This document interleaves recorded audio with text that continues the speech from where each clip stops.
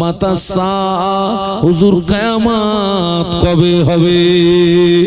আল্লাহ নবী ওই সাহাবীকে বললেন, ও বাবা সাহাবী, তুমি কিয়ামতের সংবাদ নিচ্ছ, কিয়ামতের খবর নিচ্ছ, কিয়ামতের জন্য কি অর্জন করেছো বলো, কিয়ামতের জন্য কি সঞ্চয় করেছো বলো। ওই সাহাবী জবাব দিয়েছিলেন, ইয়া রাসূলুল্লাহ, হাবিবাল্লাহ, আমি কিয়ামতের জন্য কিছুই অর্জন করতে পারিনি, আমি কিয়ামতের জন্য কিছুই সঞ্চয় করতে পারিনি, তবে আমি আল্লাহ আল্লাহর রাসূলকে ভালোবেসেছি। একটু মহব্বতে বলুন। সাহাবী কি জবাব দিলেন?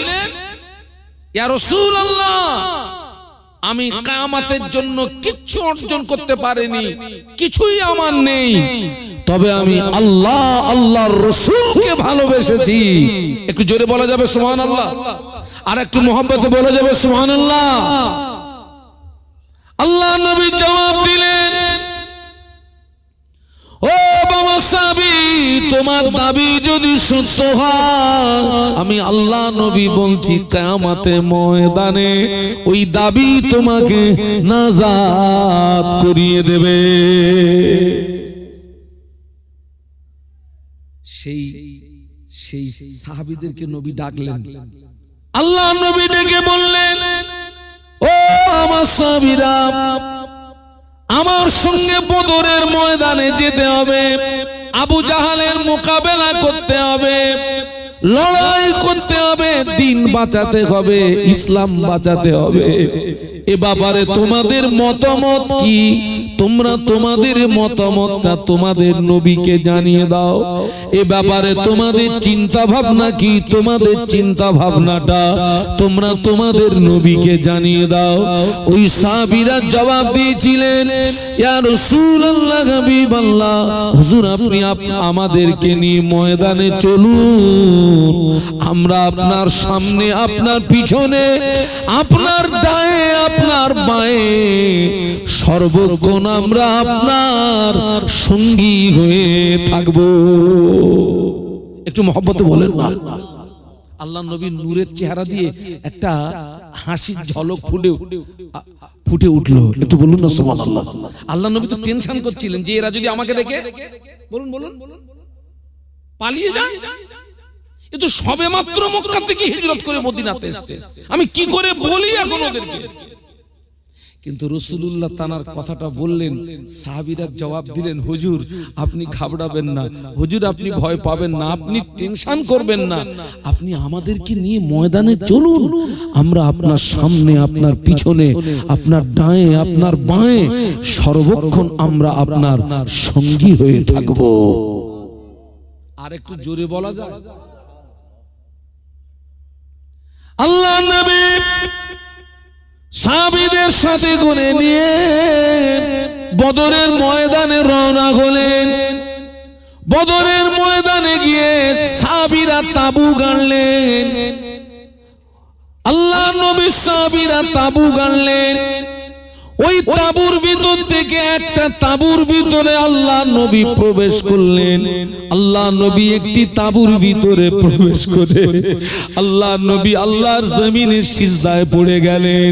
সিজদায় পড়ে কাঁদছেন, আল্লাহ পাক তুমি যদি চাও তোমার দ্বীনকে বাঁচিয়ে রাখবে, ইসলামকে বাঁচিয়ে রাখবে আল্লাহ পাক, তাহলে এই বদরের ময়দানে আসমান থেকে তুমি আমাদের উপরে সাহায্য করো। আর তুমি যদি চাও তোমার দ্বীনকে মিটিয়ে দেবে, ইসলামকে মিটিয়ে দেবে, আল্লাহ এই বদরের ময়দানে তুমি আমাদেরকে শহীদ করে দাও। বদরের ময়দানে সিজদায় পড়ে রাসূলুল্লাহ কাঁদছেন, আল্লাহ তুমি যদি চাও তোমার দ্বীনকে বাঁচিয়ে রাখবে, ইসলামকে বাঁচিয়ে রাখবে, আল্লাহ তুমি বদরের ময়দানে মুসলমানদের উপরে আসমান থেকে কি করো? বলুন বলুন, সাহায্য করো। আর তুমি যদি চাও তোমার দ্বীনকে মিটিয়ে দেবে, ইসলামকে মিটিয়ে দেবে, আল্লাহ তুমি বদরের ময়দানে আমাদেরকে শহীদ করে দাও। তবে আল্লাহ এই বদরের ময়দানে মুসলমানরা যদি হেরে যায়, তামাম পৃথিবীর জমিনে তোমাকে আল্লাহ বলে ডাকার মতো আর কেউ থাকবে না। তামাম পৃথিবীর জমিনে তোমাকে রব বলে ডাকার মতো কেউ থাকবে না। কাঁদছেন আল্লাহর নবী। হাদিস শরীফের ভিতরে এসেছে, আমার দিকে তাকান, আল্লাহ রাসূল দ্বীনকে প্রতিষ্ঠিত করার জন্য বদরের ময়দানে এত কেঁদেছিলেন,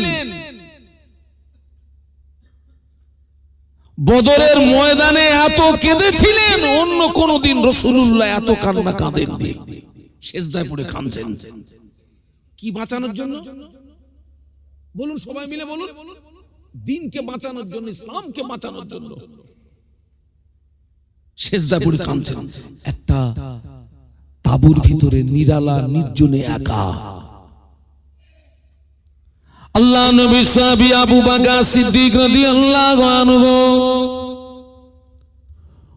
আল্লাহ নবী যে তাঁবুর ভিতরে আল্লাহর জমিনে সিজদায় পড়ে কাঁদছিলেন, আবু বকর সিদ্দিক রাদিয়াল্লাহু আনহু গুটি গুটি পায়ে ওই তাঁবুর ভিতরে প্রবেশ করলেন। ওই তাঁবুর ভিতরে প্রবেশ করে আল্লাহ নবীর হাত মোবারকটাকে চেপে ধরে বললেন, হুজুর যথেষ্ট হয়েছে, হুজুর আপনি কাঁদবেন না, আমি আবু বকর আপনার চোখের পানি সহ্য করতে পারি না, আপনি সিজদা থেকে মাথা তুলুন, আমি আবু বকর আপনার চোখের পানি সহ্য করতে পারি না। কিন্তু না, আল্লাহ নবী সিজদা থেকে মাথা তোলেন না। একটু বলা যাবে আল্লাহু আকবার? আচ্ছা, আমরা কি সংখ্যায় কম বলে কি চাচা ঘাবড়াবো নাকি? জোরে বলি আল্লাহু আকবার। না হয়নি, আরো জোরে বলি আল্লাহু আকবার। আল্লাহ রাসূল যে তাঁবুর ভিতরে প্রবেশ করে তিনি কাঁদছিলেন, আবু বকর সিদ্দিক রাদিয়াল্লাহু আনহু গিয়ে আল্লাহ নবীর হাতটাকে চেপে ধরলেন, হাত মোবারক ধরে বললেন, হুজুর যথেষ্ট হয়েছে, আপনি আর কাঁদবেন না, আমি আবু বকর আপনার চোখের পানি সহ্য করতে পারছি না, হুজুর আপনি সিজদা থেকে মাথা তুলুন। আল্লাহ নবী সিজদা থেকে মাথা তুলছেন না। আচ্ছা, নবী যে বদরের ময়দানে তাঁবুর ভিতরে সিজদা পড়ে কাঁদছেন, এই ছবিটা, নকশাটা, চিত্রটা আল্লাহ দেখছেন না দেখেন না? যে পৃথিবীর সব মানুষ নবীর চোখের পানি সহ্য করতে পারলেও আল্লাহ তার হাবিবের চোখের পানি সহ্য করতে, বলুন বলুন, তামাম পৃথিবীর জমিনে আল্লাহ যত পয়গম্বর পাঠিয়েছেন, মুসা আলাইহিস সালাম আল্লাহ যে কাজে রাজি, মুসা নবী ওই কাজে রাজি। ইব্রাহিম আলাইহিস সালাম আল্লাহ যে কাজে রাজি, নবী ইব্রাহিম ওই কাজে রাজি। ঈসা আলাইহিস সালাম আল্লাহ যে কাজে রাজি, আল্লাহ যে কাজে রাজি, ঈসা আলাইহিস সালাম ওই কাজে রাজি। দাউদ আলাইহিস সালাম আল্লাহ যে কাজে রাজি, দাউদ আলাইহিস সালাম ওই কাজে রাজি। কিন্তু না, আমাদের নবী যে কাজে রাজি, স্বয়ং আল্লাহ ওই কাজে রাজি।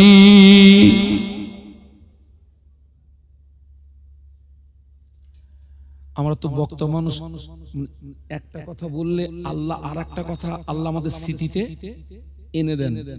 চট করে একটা কথা জিজ্ঞাসা করি, বলুন তো আমাদের কেবলা, সর্বপ্রথম কেবলা ছিল কোনটা?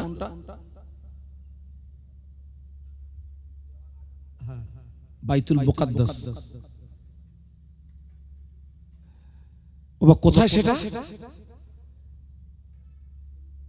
জেরুজালেম। এখন সেটা কাদের দখলে বলুন তো? শয়তানদের দখলে। ও মুরব্বীরা, এখন শয়তানদের দখলে। আল্লাহ নবী ওই বাইতুল মুকাদ্দাসের দিকে 16 থেকে 17 মাস ওই বাইতুল মুকাদ্দাসের দিকে ফিরে নামাজ পড়েছিলেন। কতদিন বললাম? একটু কথা বলেন না। 16 থেকে 17 মাস আল্লামা হুজুর লিখেছেন। হ্যাঁ, কিন্তু নবী ওই দিকে ফিরে নামাজ পড়েন ঠিকই, কিন্তু আল্লাহ নবী হাঁটেন, চলেন বারবার আসমানের দিকে ফিরে ফিরে তাকান।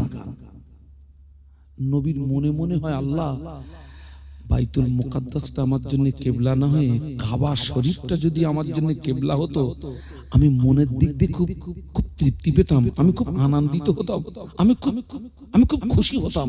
যদি তুমি বাইতুল মুকাদ্দাসটা কিবলা না করে কাবাটা যদি আমার জন্য কি করতে, কিবলা করতে। অন্তরের খবর কে রাখে? ইন্নাল্লাহ আলিমুম বিজাতিস সুদূর।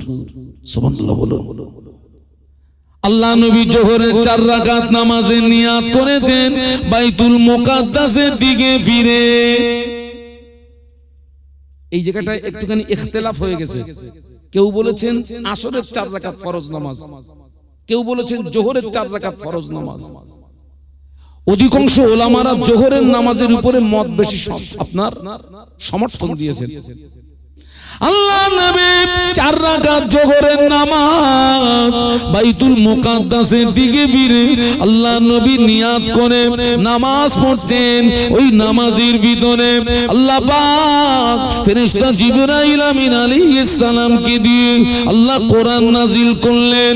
কদ নারা তাকাল্লুবা ওয়াজহিকা ফিস সামাই ফালানুবাল্লিগান্নাকা কিবলাতান তারদাহা ফাওয়াল্লি ওয়াজহাকা শাতরাল মসজিদিল হারাম। আল্লাহ জিবরাইল আলাইহিস সালামকে দিয়ে কোরআন নাজিল করে বললেন, ও জিবরাইল, আমার নবী বাইতুল মুকাদ্দাসের দিকে ফিরে নামাজ পড়ে, কিন্তু আমার নবী বারে বারে আসমানের দিকে ফিরে ফিরে চায়। আমার নবী মনে মনে হয় বাইতুল মুকাদ্দাসটা কিবলা না হয়ে কাবা শরীফটা কিবলা হলে আমার হাবিব খুশি হন, আমার হাবিব সন্তুষ্ট হন। ও জিবরাইল, আমার হাবিবকে গিয়ে জানিয়ে দাও আমার হাবিব যে কাজে রাজি, আমি আল্লাহ ওই কাজে রাজি। আমার হাবিবকে গিয়ে জানিয়ে দাও আমি আল্লাহ পাক আমার হাবিবের জন্য আমি কাবা শরীফটাকে আজকে থেকে কিবলা বানিয়ে দিলাম। আরেকটু জোরে বলা যাবে? আরেকটু জোরে বলা যাবে? আল্লাহ নবী 2 রাকাত নামাজ পড়েছিলেন বাইতুল মুকাদ্দাসের দিকে ফিরে। আর নামাজের ভিতরে কোরআনের এই আয়াত যখন নাজিল হলো, ওই নামাজের ভিতরেই রাসূলুল্লাহ চেহারাটাকে ঘুরিয়ে 2 রাকাত নামাজ পড়েছিলেন কাবার দিকে ফিরে। যেখানে কিবলা পরিবর্তন হয়, এ আমার সব আল্লাহ পাকের হাজী বান্দারা সেই মসজিদে নামাজ পড়েছেন। ওই মসজিদটার নাম হচ্ছে মসজিদে কিবলাতাইন। কি নাম বলেছি বাবা? মসজিদে কিবলাতাইন। নবী যে কাজে রাজি, বলুন বলুন কে রাজি? আরো জোরে বলুন কে রাজি? বদরের ময়দানে নবী সেজদায় পড়ে কাঁদছেন। ছবিটা নকশাটা কে দেখছেন? আল্লাহ সহ্য করতে পারলেন না। আল্লাহ পাক জিবরাইলকে পাঠিয়ে দিলেন, জিবরাইল বদরের ময়দানে চলে যাও, আমার হাবিবের কাছে চলে যাও, আমার হাবিবকে গিয়ে কাঁদতে মানা করে দাও, আমার হাবিবকে গিয়ে কাঁদতে নিষেধ করে দাও। জিবরাইল আমার হাবিবকে সিজদা থেকে মাথা তুলতে বলো, আর আমার হাবিবকে গিয়ে শুনিয়ে দাও আমি আল্লাহ পাক বদরের ময়দানে আমার হাবিবকে একা ছেড়ে দিই না, স্বয়ং আমি আল্লাহ আমার হাবিবের সঙ্গেই আছি। জোরে বলতে পারলেন না? জিবরাইল আমার হাবিবকে গিয়ে জানিয়ে দাও, আমার হাবিবকে গিয়ে শুনিয়ে দাও আমি আল্লাহ পাক বদরের ময়দানে জয়ের ঝান্ডাটা আমার হাবিবের হাতে তুলে দিয়েছি। সুবহানাল্লাহ। তবে এই মাহফিলে ওয়াজ পেয়েছি। আজকে তো বাজারে গিয়ে সব গুতুগুতি করতেছো।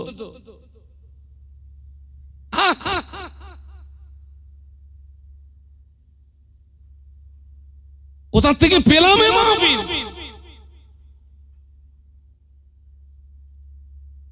অধিকাংশ মাহফিল গুলো সব নষ্ট হয়ে গেল। আপনাদের আব্বা মার দোয়া, আপনাদের দোয়া, আমার আত্মবিশ্বাস, আপনারা আমার জন্য দোয়া করেন। প্রত্যেক রাতে আল্লাহ আমাকে এক এক জায়গায় নিয়ে যায়। মন চায় যে আজকের মাহফিলে যাব না, একটু বাড়ি থাকবো, হয় না। নিশ্চয়ই আপনারা দোয়া করেন। আমি তো কিছু জানি না, আমি নাদান। ইজ্জতের মালিক কে? সবাই মিলে বলেন না, আমার আল্লাহ, আমার আল্লাহ, আমার আব্বা আম্মার দোয়া, আমার মুজাদ্দিদে জামানের দোয়া, 5 হুজুরের দোয়া, আল্লামা হুজুরের দোয়া।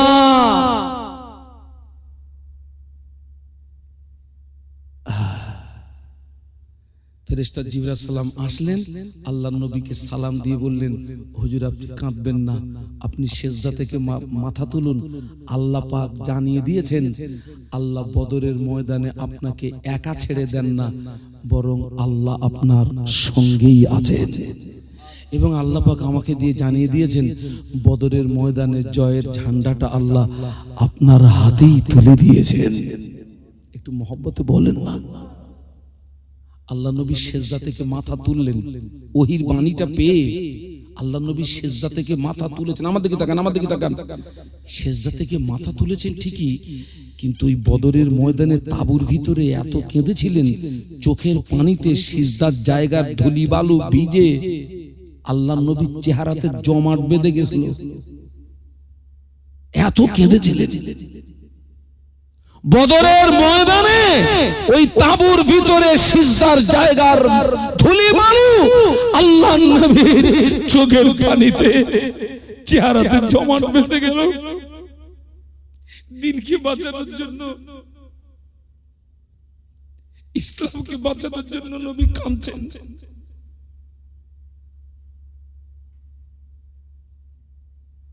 দিনকে বাঁচানোর জন্য।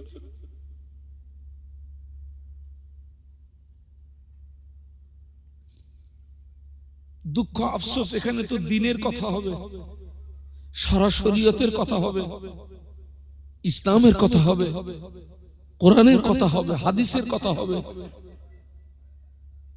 মানুষ আসতে চায় না। এই জাত ধ্বংস হবে না তো কোন জাত ধ্বংস হবে? এই জাত মরবে না তো কোন জাত মরবে? আল্লাহ হেদায়েত দান, বলুন আল্লাহুম্মা আমিন। একটু বলুন আল্লাহুম্মা আমিন। হ্যাঁ, আল্লাহর নবী সিজদা থেকে মাথা তুলেছেন ঠিকই, কিন্তু মেজাজটা খুব জালালি মেজাজ। জালালি মেজাজ মানে খুব রাগান্বিত। হাদিস শরীফে এসেছে, আল্লাহর নবী সিজদা থেকে মাথা তুলে বদরের ময়দান থেকে এক মুষ্ঠ বালু নিলেন, নিয়ে একটা দোয়া পড়লেন, পড়ে 1000 কাফেরের দিকে নিক্ষেপ করলেন। হাদিস শরীফে এসেছে, বদরের ময়দানের আসমান থেকে আল্লাহ পাকের পক্ষ থেকে প্রথম সাহায্য বিশ্ব নবীর হাতের ওই এক মুষ্ঠ বালু আল্লাহ 1000 কাফেরের চোখের ভিতরে এবং কানের ভিতরে পৌঁছে দিয়েছিলেন। যদি বলতে পারলেন না, এক মুষ্ঠ বালু নিক্ষেপ করেছেন এবং বললেন, অচিরাত এই দলটি ধ্বংস হবে। 1000 কাফেরের চোখের ভিতরে এবং কানের ভিতরে আল্লাহ ওই বালু পৌঁছে দিয়েছিলেন। আরো জোরে বলুন। এটি হচ্ছে বদরের ময়দানে আসমান থেকে মুসলমানদের উপরে সর্বপ্রথম কি সাহায্য। 2 নম্বর সাহায্য ওই বদরের ময়দানে আল্লাহ পাক মুসলমানদের সাহায্য করার জন্য ওই বদরের ময়দানে আল্লাহ পাক আসমান থেকে 5000 ফেরেশতা নাজিল করেছিলেন। জোরে বলতে পারলেন না? ক হাজার? 5000। কিসের জন্য? দিন বাঁচানোর জন্য, ইসলাম বাঁচানোর জন্য। স্বাভাবিকভাবে পাহাড়গুলো কিসের হয়? বলুন বলুন। পাথরের হয়। কিন্তু এই 5000 ফেরেশতা যে পাহাড়ের উপরে নাজিল হয়েছিল, ওই পাহাড়টা ছিল বালুর পাহাড়। কিসের পাহাড়? টোটালটা বালুর পাহাড়।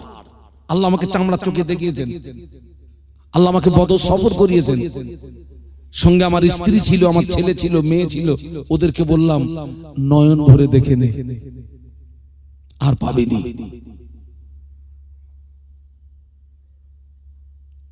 তাকাও। এই সকলে তাকবীর দেন, নারায়ে তাকবীর। আল্লাহ, নারায়ে তাকবীর, নারায়ে তাকবীর। বিশেষত আজকের মাহফিলের প্রধান অতিথি আওলাদে মুজাদ্দেদে জামান শ্রদ্ধাভাজন হুজুর কেবলা, সম্মুখে উপবিষ্ট ভদ্র মহোদয়গণ, পর্দার আড়ালে অবস্থিতা আম্মা এবং বোনেরা, আল্লাহ পাকের দরবারে অসংখ্য শুকরিয়া।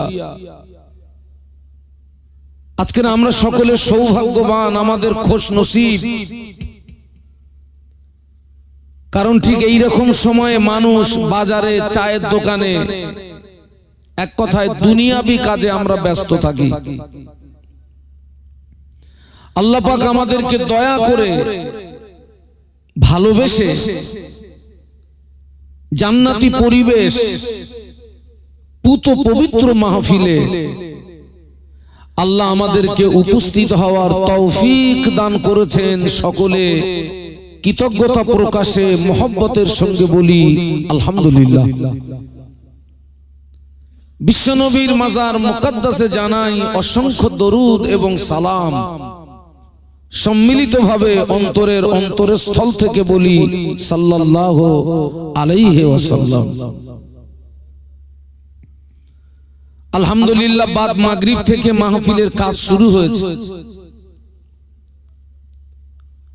আপনাদের মসজিদের ইমাম সাহেব, আমি যখন আসি তখন উনি আলোচনা রাখছিলেন।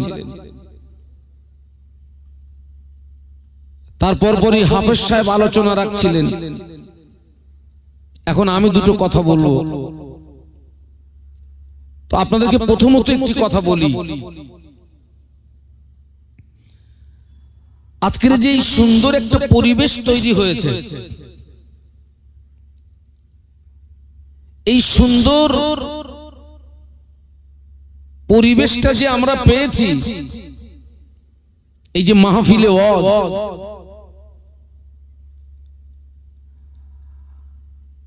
এই সুন্দর পরিবেশ আমাদেরকে পেতে গিয়ে, এই মাহফিলে ওয়াজ আমাদেরকে পেতে গিয়ে, আপনারা একটু লক্ষ্য করুন,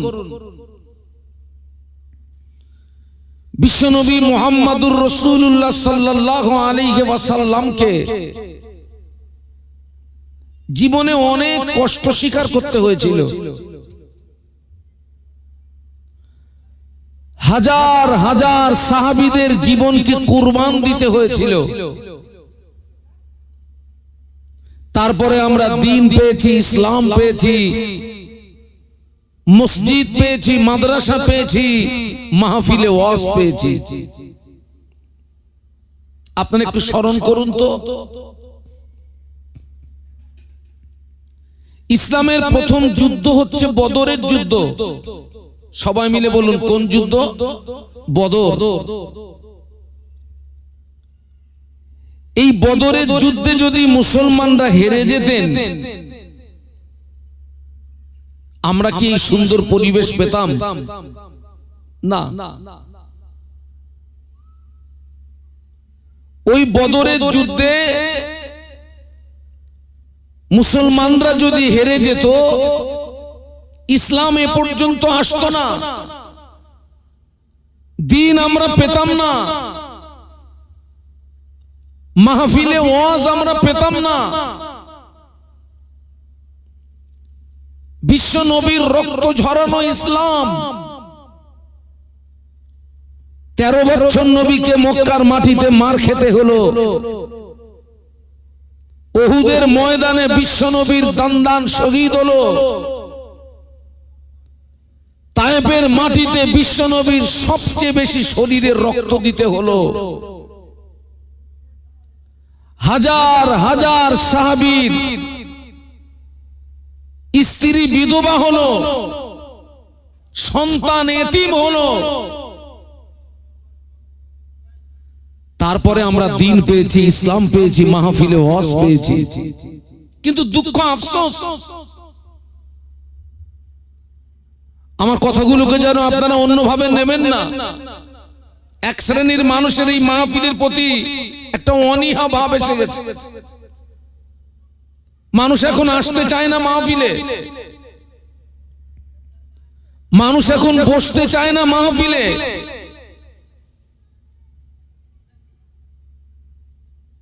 অথচ আমাদেরকে জানার দরকার ছিল এই জায়গাটা জীবন পরিবর্তন হওয়ার জায়গা, এই জায়গাটা জীবন সংশোধন হওয়ার জায়গা, এবং এই জায়গাটা হচ্ছে পৃথিবীর ভিতরে শ্রেষ্ঠ জায়গা, যেটাকে রিয়াজুল জান্নাহ বলা হয়। একটু বলুন সুবহানাল্লাহ। যেখানে কোরআন, হাদিস, ইজমা, কিয়াস, শরআ শরীয়তের আলাপ আলোচনা হয়, ওই জায়গাটা জান্নাতের টুকরা হয়ে যায়। একটু বলুন না সুবহানাল্লাহ। এখানে শুধু আমরা মানুষ বসে নেই। আপনারা কি মনে করছেন আমরা শুধু এখানে মানুষ বসে আছি? সেই চোখ তো আমাদের নেই। এখানে আল্লাহ পাকের অগণিত রহমতের ফেরেশতারা অবস্থান করছে এখানে। সুবহানাল্লাহ বলুন। অগণিত রহমতের ফেরেশতা, এত পরিমাণে ফেরেশতা হাজির হয়, সেই ফেরেশতারা জায়গা পান না। এত পরিমাণে রহমতের ফেরেশতা এই সমস্ত পরিবেশে হাজির হয়। এবং আরো জেনে রাখুন, এই রকম পরিবেশে স্বয়ং বিশ্ব নবীর আগমন ঘটে থাকে। একটু সুবহানাল্লাহ বলুন। প্রত্যেকটা মাহফিলে নবীর উপস্থিত হওয়াটা জরুরি নয়, তবে অনেক মাহফিলে বিশ্ব নবীর আগমন বলুন ঘটে থাকে। পীর আনে পীর দস্তগীর হযরত বড় পীর আব্দুল কাদের জিলানী রহমাতুল্লাহ আলাইহি হুজুরের মাহফিলে স্বয়ং আল্লাহর নবী হাজির থাকতেন। একটু বলুন না সুবহানাল্লাহ।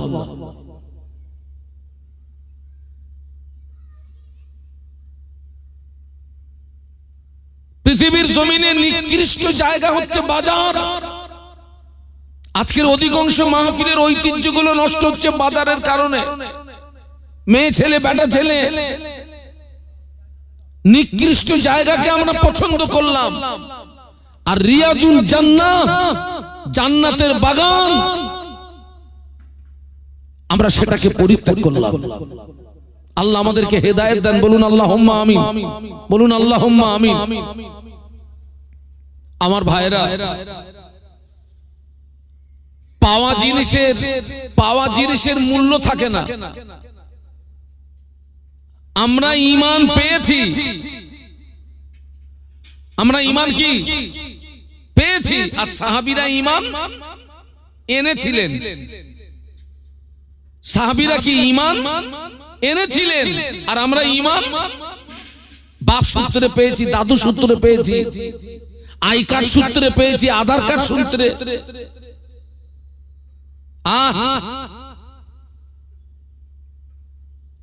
আবু জাহাল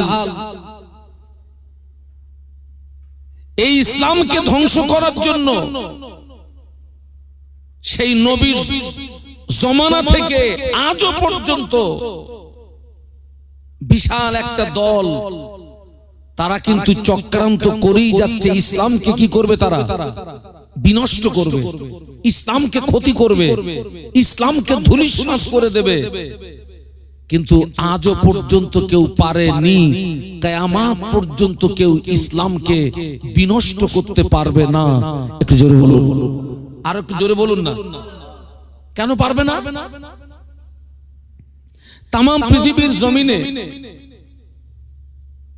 সাবিল ভাই সম্ভবত মনে হচ্ছে হুজুর এসছেন, তাই না? ওর একটা গাড়ি দেখলাম। হ্যাঁ, এ বাবা হুজুর এসছে। সকলে তাকবীর দেন তো, নারায়ে তাকবীর। জোরে বলুন নারায়ে তাকবীর। আওলাদে মুজাদ্দিদুজ জামান, আওলাদে মুজাদ্দিদুজ জামান, শ্রদ্ধাভাজন হুজুর কিবলা শ্রদ্ধাভাজন হুজুর কিবলা, নারায়ে তাকবীর। আমি যে কথা বলছিলাম,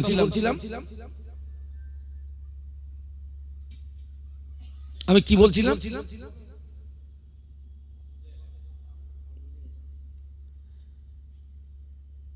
ইসলামকে কেউ বিনষ্ট করতে, ইসলামের শুরু থেকে আজও পর্যন্ত কেউ পারেনি, কিয়ামত পর্যন্ত পারবে না। কারণ পৃথিবীর জমিনে যত ধর্ম, আল্লাহ পাকের কাছে একটি ধর্ম হচ্ছে মনোনীত, একটি ধর্ম হচ্ছে পছন্দের ধর্ম। সেই ধর্মের নাম হচ্ছে ইন্নাদ দীনা ইনদাল্লাহিল ইসলাম। একটু সুবহানাল্লাহ বলুন। এই ইসলামকে বিনষ্ট করার জন্য যারা ফু দিয়ে ইসলামের আলোকে নেভানোর চেষ্টা করেছিল, যুগে যুগে যারা ফু দিয়ে ইসলামের আলোকে নেভানোর চেষ্টা করেছিল, বরং তাদের সেই হাওয়াতে ইসলামের আলোকে আল্লাহ আরো বেশি প্রস্ফুটিত করে দিয়েছেন। একটু সুবহানাল্লাহ বলুন, একটু মহব্বতে বলুন না।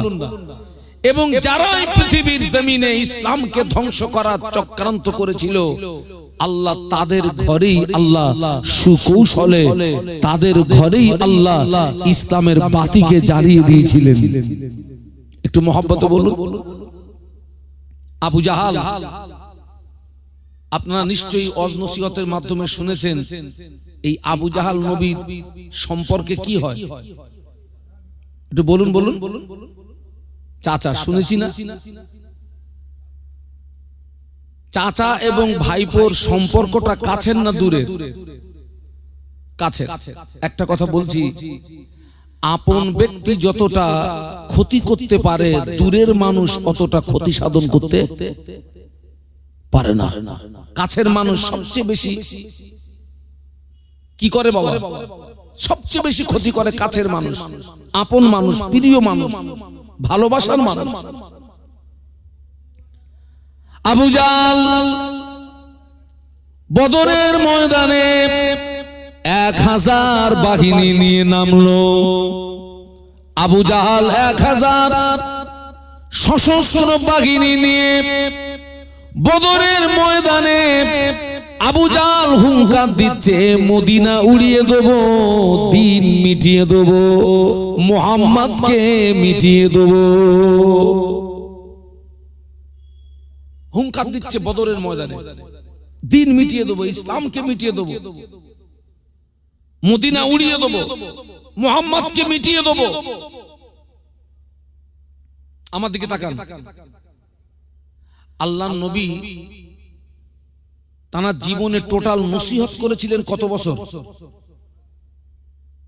বলুন? মক্কাতে 13 বছর, মদিনাতে 10 বছর, 13-10 23 বছর। 23 বছর তিনি নসিহত করলেন। সব মানুষ কি নবীর ডাকে সাড়া দিয়েছিল? না। আপনাদেরকে একটা কথা বলি,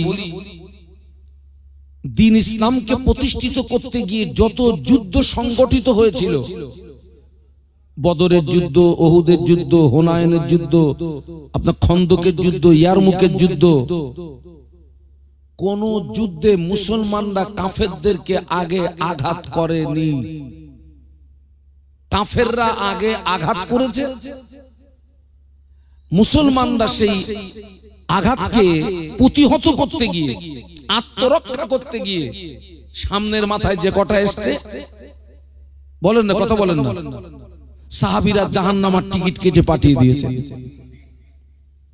কোন যুদ্ধে সাহাবীরা আগে কোন কাফেরকে আঘাত, বলুন বলুন, করেননি। ওই বদরের ময়দানে আবু জাহল যখন মদিনা উড়িয়ে দেব, দিন মিটিয়ে দেব, মুহাম্মদকে মিটিয়ে দেব, আল্লাহ আমার হাবিবকে ডাকলেন, ও আমার হাবিবে পিয়ারা, বদরের ময়দানে আসতে হবে, আবু জাহালের মোকাবেলা করতে হবে, দিন বাঁচাতে হবে, ইসলাম বাঁচাতে হবে। একটু সুবহানাল্লাহ বলা যাবে? আরেকটা আওয়াজ বাড়ান। আচ্ছা, এই যে আল্লাহ রাসূল যে বদরের ময়দানে আবু জাহালের মোকাবেলা করতে আসবেন, উনি কি একা আসবেন? মাত্র ওনার সঙ্গী 313। সবাই মিলে বলুন কত? 313। কিন্তু অবস্থাটা দেখুন, এই 313 সবে মাত্র মক্কা থেকে মদিনাতে হিজরত করে এসেছেন। সবে মাত্র মক্কা থেকে হিজরত করে মদিনাতে এসেছেন, মানে তাদের ঈমানের বয়সটা খুব বেশি দিন না, সবে মাত্র ঈমান এনেছেন। আর তানারা মক্কা থেকে বাপ হারা, মা হারা, বিবি হারা, সন্তান হারা, ঘর হারা, ভিটে হারা, তারা মানসিক দিক দিয়ে সব দুর্বল। সাহাবীরা মানসিক দিক দিয়ে কি খুব দুর্বল। সবে মাত্র মক্কা থেকে হিজরত করে মদিনাতে এসেছেন, এখনো তাদের গায়ে রক্ত। আল্লাহ নবী খুব দুশ্চিন্তার ভিতরে পড়ে গেলেন, আমি এখন এদেরকে কি করে বলি যে আমার সঙ্গে বদরের ময়দানে যেতে হবে, আবু জাহালের মোকাবেলা করতে হবে, লড়াই করতে হবে, দিন বাঁচাতে হবে। ওরা যদি আমাকে রেখে চলে যায়, ওরা যদি আমাকে রেখে পালিয়ে যায়, ইসলাম তো এ পর্যন্ত কবর হয়ে যাবে। আমার কথা বুঝতে পারছেন না?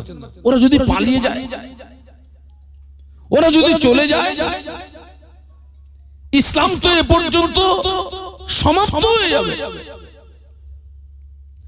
আবার বিশ্বনবী চিন্তা করছেন, ওরা যদি আমাকে মুসা নবীর উম্মতের মতো বলে যে তুমি আর তোমার আল্লাহ আর জিবরাইল যুদ্ধ করো, আমরা বসে থাকলাম। মুসা আলাইহিস সালামের উম্মতরা, আপনার মুসা আলাইহিস সালামের উম্মতরা বলেছিল তুমি আর তোমার আল্লাহ তোমার জিবরাইল গিয়ে যুদ্ধ করো, আমরা বসে থাকলাম। আল্লাহ নবী দুশ্চিন্তায় পড়ে গেলেন, এরা যদি আমাকে মুসা নবীর উম্মতের মতো বলে, ইসলাম তো এ পর্যন্ত শেষ হয়ে যাবে, কবর হয়ে যাবে।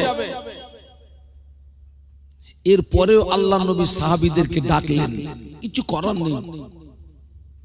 আল্লাহ নবী সাহাবীদের ডাকলেন, আচ্ছা বাবা, আমাদের নবী ভালোবাসা আর সাহাবীদের নবী ভালোবাসা, দুটো ভালোবাসা কি এক? আরে আপনারা কথা বলেন না কেন?